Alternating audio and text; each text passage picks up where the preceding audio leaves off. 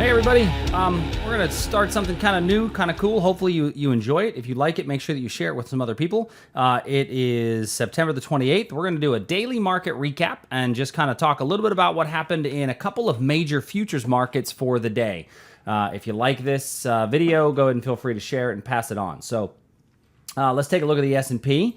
The S&P on an hourly chart, we rallied up and have really kind of come to a point where we just are below, closed just below that high that we had in there. You go to obviously a much bigger time period chart. Let's go to our much bigger time period chart, and we're back to our all-time highs. Hooray! So what does that mean? So if I'm at my all-time highs, it means I'm not trying to short this thing. There's no reason for me to look to short this market. So what am I going to look for in the coming days or weeks? Well, I'd like to be buying pullbacks to quality levels. So obviously, we've got a little bit of an area here that price could break out above there.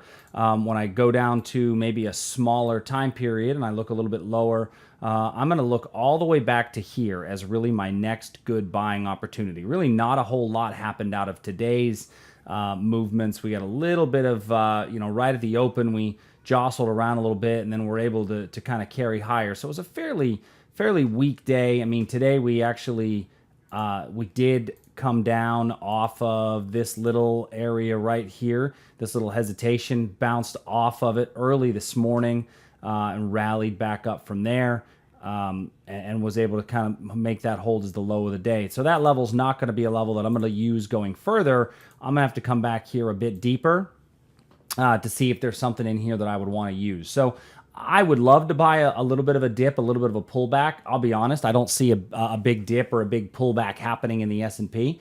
Certainly, that could be an area to look for. In the Nasdaq,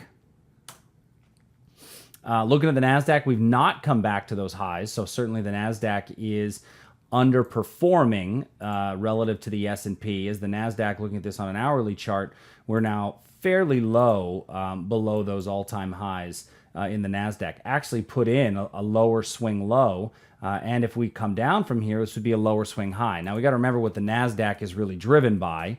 The Nasdaq is driven very heavily by Apple, and Apple put in a pretty strong reversal pattern today. We had a gap up and a gap down, and we closed today lower than the previous day's low. So this is a pretty strong bearish signal and a bearish reversal pattern. So while Apple's important in the S&P, it's the largest index in both, or largest component of both. It's not. It's definitely the weakness that's really driving the Nasdaq a much weaker level. Also, Amazon today has rallied back up, but I would be aware in Amazon. I know I'm not a huge, chart pattern guy, but, there is maybe a little bit of credence to look at some of them. And when I look at this one, traditional technical analysis would consider that probably a good head and shoulders pattern, right? Shoulder, head, shoulder.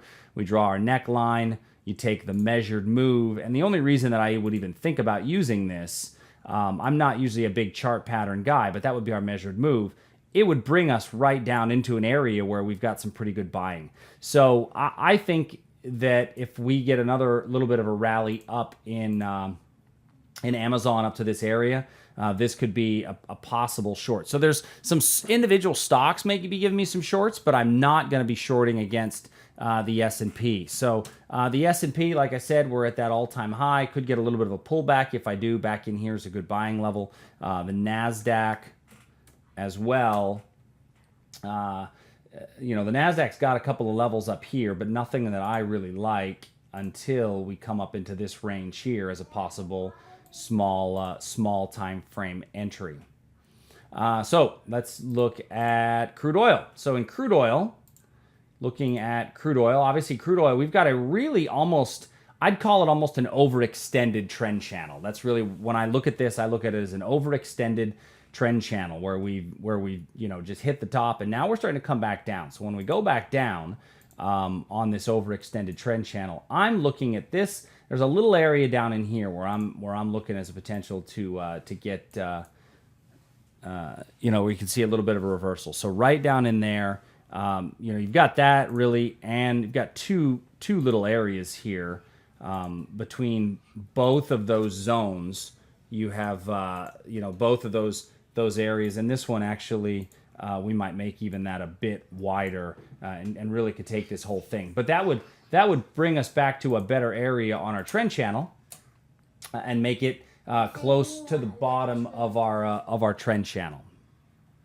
So in crude oil, that's kind of what I'm looking at the moment, you know, and it's pretty small risk in that area. Gold definitely has broken below this rising trend line that we had. We're sitting at a level in gold that I'm not a huge fan of that zone. I'd want to see gold come a bit deeper before I'm even willing to, you know, to consider it as a buy somewhere down in here. So gold continues to be weaker. Certainly, that's no surprise there. Some of the currencies and bond markets that I may look at.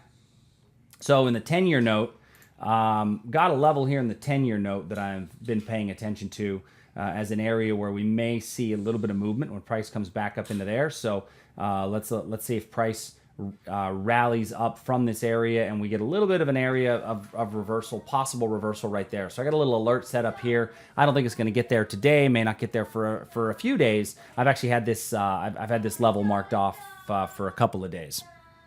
Okay, let's see. In the Aussie, I was actually looking at this level back in here. Now we had this area which was definitely an area of buying. Price popped up out of it. And that was, you know, that price came into it, fell from it. But I think that there's still going to be a pretty good selling opportunity if price comes back up into here. And that's what I'm really kind of keying in on is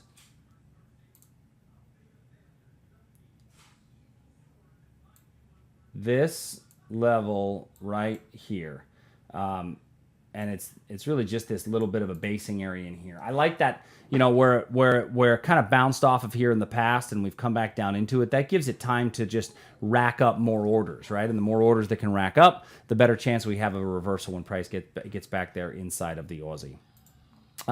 In the euro, there's a little bit of level that we're coming close to, just above current price. So you could see a little bit of a reversal off that euro level. And then in the Canadian dollar, we really had a nice breakdown off the Canadian dollar last week. There was a really strong short-term breakdown for short-term traders, and then that level's held pretty well, and I think we're getting another reversal in the Canadian dollar as well. So those are kind of some of the major markets and what happened today. If you feel free to, you know, let me know what your thoughts are. If you've gotten any ideas, certainly feel free to comment. Put your comments down in the box. Share this video with others, and I hope you guys all have an awesome day. See you soon.